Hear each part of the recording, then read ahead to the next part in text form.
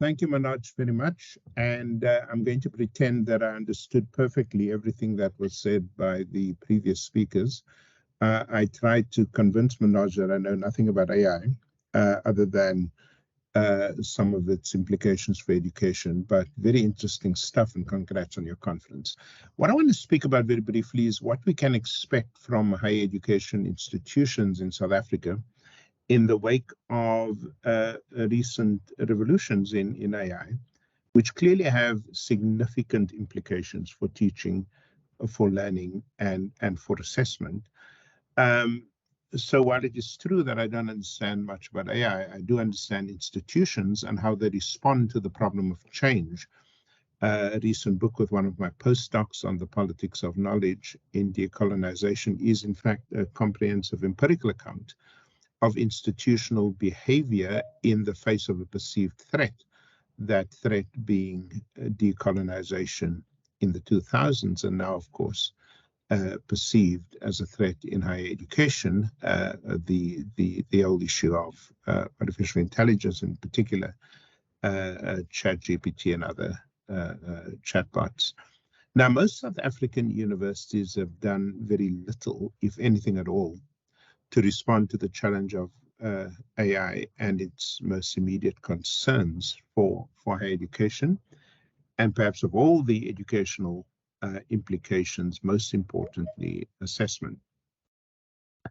Now, when ChatGPT, since late 2022, made waves, I asked the leadership of my university why the subject was not on the Senate agenda as an urgent concern.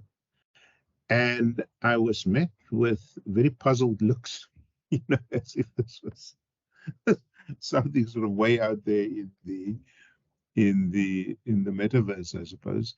And I've asked that question of vice chancellors and deputy vice chancellors around the country, and there's a strange sort of unresponsiveness, that I would say, except in the one celebrated case, of course, at least until recently, of the vice chancellor of the University of Johannesburg, who made 4IR almost a religious kind of mantra. He never opened his mouth without saying 4IR.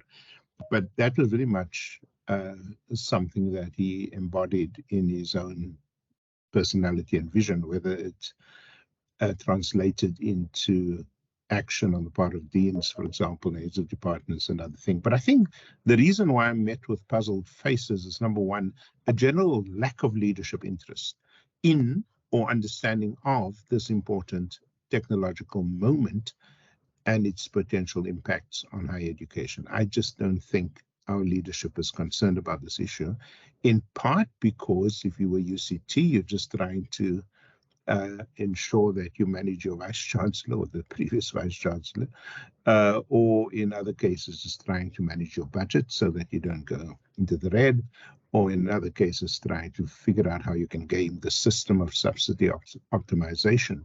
But there isn't a leadership. We don't have academic leadership. We don't have visionary leadership. The cupboard is bare when it comes to the kind of leadership that says what's happening in the rest of the world and how do we prepare our universities to participate or critique or engage in these, particularly as far as technology is concerned. I find that very, very disappointing. The second reason, I think, there is implicitly an institutional awareness of the unevenness of technological infrastructure, and that therefore means a limited ability to absorb the changes in the world of technology and higher education. And that too is a reality we have to face up to here. So if you're going to the University of Fort Hare, that is literally just trying to keep its vice chancellor alive and not assassinated. But in the context of the pandemic, I mean, there's a whole set of universities that were effectively cut off, rural universities in particular, from their students because of the lack of access to basic things like, electricity in the rural areas and all of that. So while the more established research universities could move seamlessly from face-to-face, to emergency online, to fully online instruction. For a whole lot of universities, that was a completely strange thing. So you can imagine in that kind of conflicts, of unevenness, as I call it, that when you raise the issue of ChatGPT, you have a fairly major disinterest, to put it mildly.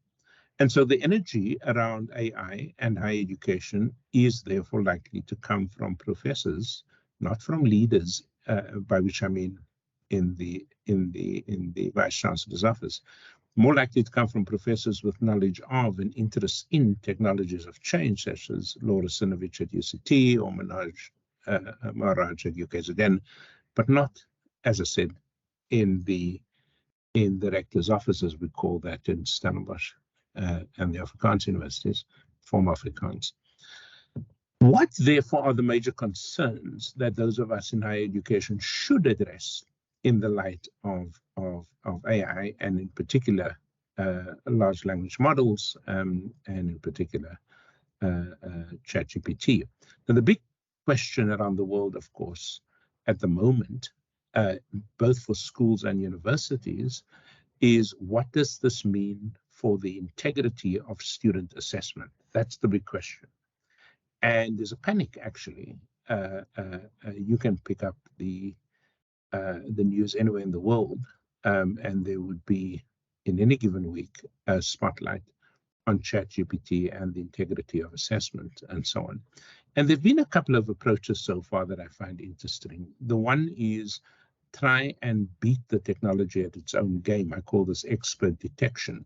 So using the very same AI tools, how can we detect if a student is cheated on an assignment? Now, as you know, at the moment, there is no perfect foil for doing this. And so will we get there one day in which you can perfectly predict that this particular piece of work was completed by a human and not by a machine? I don't know. But at the moment, last night, for example, watching a program overseas in which a whole lot of students were distraught because they'd actually done the work themselves, but these detection mechanisms had misrecognized the work as that of ChatGPT. The second is, of course, to put your head in the sand. I call this outright avoidance, where you pretend the problem doesn't exist. And of course, at a very simple level, this is an immediate solution, which is you bring students into a room, you tell them close down your computers and your mobile phones, take out a pen and paper, and answer this question. Now, that obviously takes us back into the dark ages as far as technology is concerned, and I just don't think that kind of head in the sand approach is sustainable, but nonetheless, it exists. And then there's a minority of people, like Johannes Cronje at CPUT, for example, for whom this is good news. In other words, there's a full-on embrace of ChatGPT and similar devices or apps because of the potential that they hold for improving existing assessments, rather than trying to fight it, of course. Now, I think that trying to outsmart AI because of concern over assessment integrity is like trying to ban the calculator in another decade, or trying to tell students not to bring their mobile phones into the classroom in this decade. ChatGPT in particular offers, as far as I can see, a unique opportunity to reform an assessment regime in universities that has long been anti-educational, if not downright corrupt. I'll give you two examples.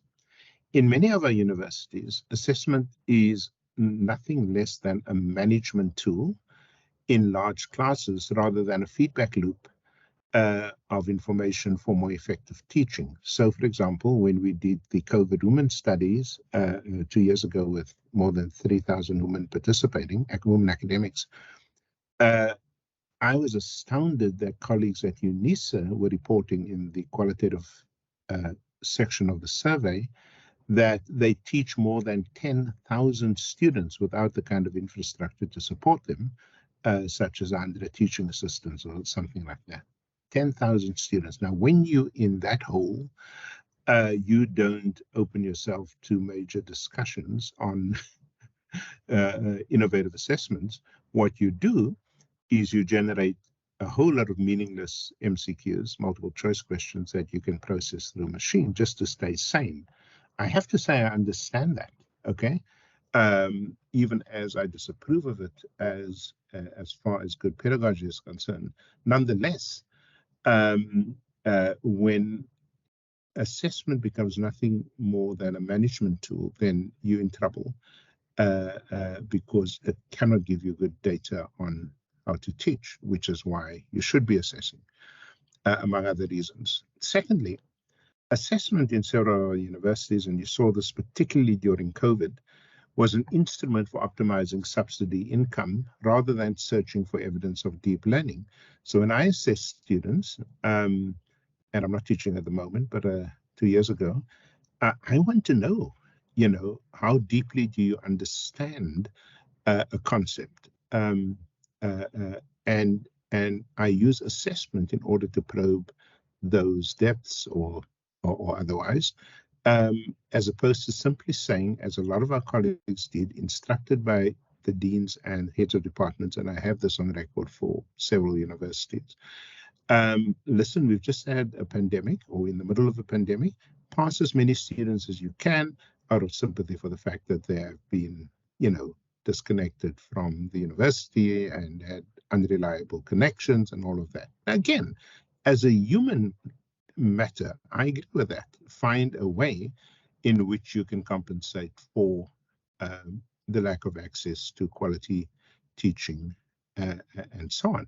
But what does that do to higher education if the means of compensation is simply focused on making sure enough students pass in terms of the output subsidy so that your university can make money? I find that truly disturbing and obviously unacceptable and so on. So, which raises the question again, why do we assess in the first place? So that's the backdrop for my argument, my thesis, that ChatGPT might be the best thing yet to happen to higher education in South Africa.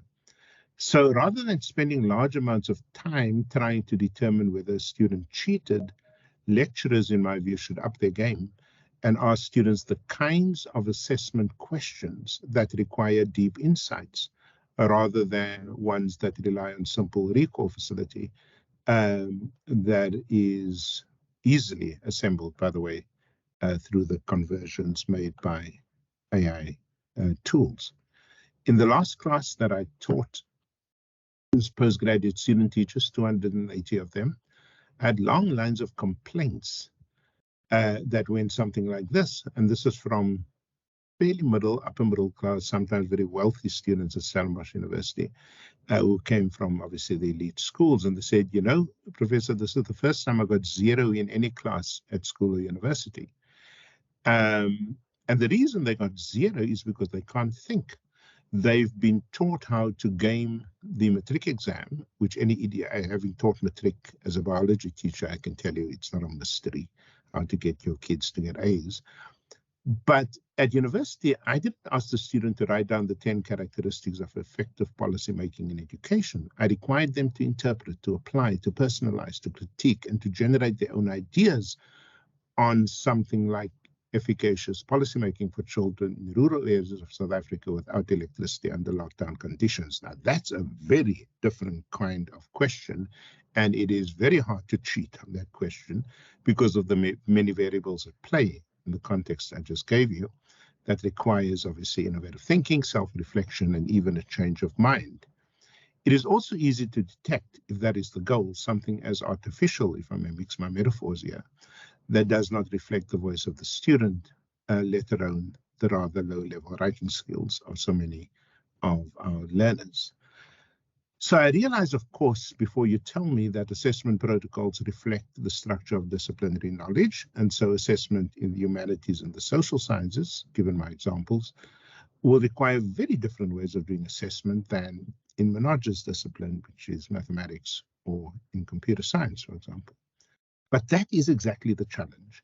How do we rethink and redesign assessment across the disciplines to make teaching more effective and learning more meaningful if the word education is going to mean anything at all? Thank you.